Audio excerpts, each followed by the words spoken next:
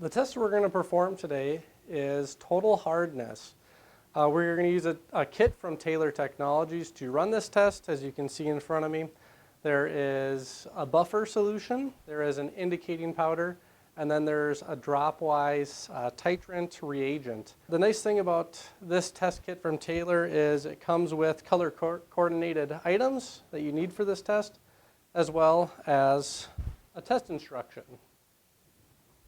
So to run this test, the first thing we're going to do is take our sample of water that we got earlier, and for this specific source, I'm going to fill it up to 25 milliliters. This sample vial has some line indicators. I don't know if you can see that here, but what you're going to do is get that line, or that meniscus, where you see that tiny little bubble of water, to line up the bottom of that with the line on the test vial. That's the proper level measurement for these style tests.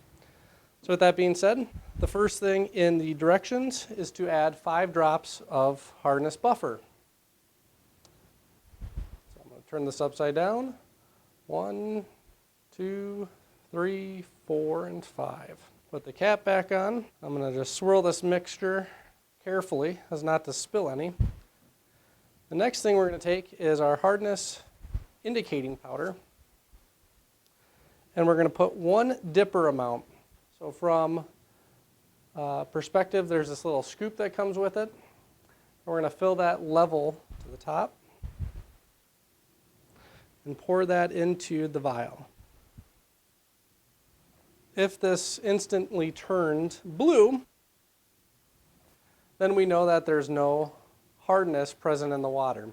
However, with this sample, it is a pinkish purple, and that indicates that there is hardness present. So the next thing that we're going to do is we're going to take our reagent, and we are going to count drop-wise how many drops this takes to turn from pink to blue, and swirl as you go.